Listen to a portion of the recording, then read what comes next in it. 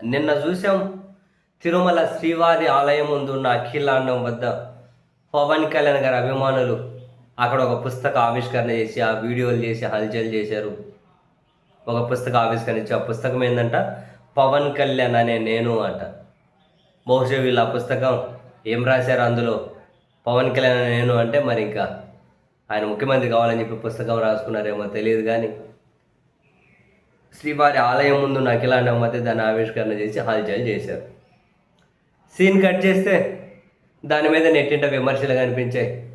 ఈరోజు ఆ పుస్తకాన్ని ఆవిష్కరించిన వాళ్ళు మళ్ళీ ఒక వీడియో రిలీజ్ చేసి మా తప్పైపోయింది, క్షమించండి, మేము ఆ పని చేసేది లేకుండా ఉంటుంది అని చెప్పి క్షమాపణలు కోరుతూ మేము చేసిన తప్పుకు క్షమాపణలు చెబుతున్నామని చెప్పి ఒక వీడియో విడుదల చేశారు.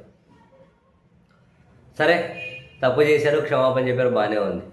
పవన్ కళ్యాణ్ గారి అభిమానులు కాబట్టి క్షమాపణలతో సరిపోయింది.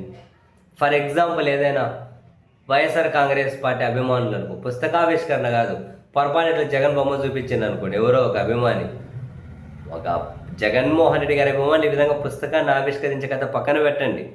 పొరపాటున ఏదైనా ఫోన్లో ఇట్లా పట్టుకొని మాట్లాడుతూ ఆ స్క్రీన్ మీద ఏదైనా జగన్ ఫోటో ఉన్నదైనా అది తెలుగుదేశం పార్టీ మీడియాకు దొరికితే ఆ స్క్రీన్ని హైలైట్ చేసి ఫ్రంట్ పేజీలు వేసేవాళ్ళు కట్ చేసి, అండ్ డిబేట్లలో పెట్టేవాళ్ళు, అదిగో జగన్ చూడు ఎంత దారుణం చేస్తుండో, గుడి దగ్గర ఈ పబ్లిసిటీ ఏంది, ఇదేంది, ఈ పబ్లిసిటీ పిచ్చిపోదా, ఈ దేవుణ్ణి ఏం చేద్దాం అనుకుంటున్నాడు, మా దేవుణ్ణి ఏం చేద్దాం అనుకుంటున్నాడు, దేవాలయం ఉంది ఏంది ఇదంతా, అది ఇది అని ఓ ఫ్రంట్ పేజీల కథనాలు వచ్చేటివి. పెద్ద పెద్ద సాయంత్రం అయితే పావలాకు పనికిరానే, నయా పైసకు పనికిరాని ఎదవలెదురు డిబేట్లు పెట్టేవాళ్ళు. దాంట్లోకి ఇంకా పని పాట లేని ఎదవాలి ఎప్పుడైనా దాంట్లో కూర్చొని టీవీలో కనిపిస్తారు ఏదో ఒకటి మాట్లాడదాం అనుకునే వాళ్ళు వచ్చి ఇంక ఏదంటే అది మాట్లాడేవాళ్ళు. ఇంకా భూమన కరుణాకర్ రెడ్డి గారి స్టైల్లో నిన్న మీడియా సమావేశంలో చెప్పిన స్టైల్లో చెప్పాలంటే, మరికొందరు స్వాములు అనబడి స్వాములా కాదు, అంత ఎక్కడెక్కడో రకరకాల కేసులు పెట్టించుకొని ఇక్కడికి వచ్చి కప్పుకున్నారట.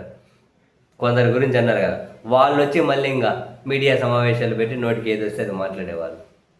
ఏమి లేకుండా నెక్స్ట్ ఇంకా జగన్కే ముడిపెట్టేవాళ్ళు, జగన్ భార్య గారిని తీసుకొచ్చేవాళ్ళు, వాళ్ళ ఇంటిని తీసుకొచ్చేవాళ్ళు, ఎంత రచ్చ చేసేవాళ్ళు.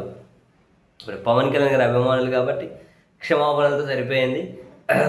ఆ క్షమాపణలే ఓ అద్భుతమైనటువంటి మహాకావ్యంగా, అద్భుతమైనటువంటి గొప్పతనంగా, మనమేమి ఇప్పుడు రిలీజ్ చేసిన వాళ్ళు తెలిసి తెలియక చేసినాము, క్షమాపణలు చెప్పారు, సరిపోయింది. ఇప్పుడు ఏమి వాళ్ళని తీసుకెళ్ళి ఏమి శిక్షించమని ఎవరేమి అడగట్లేదు.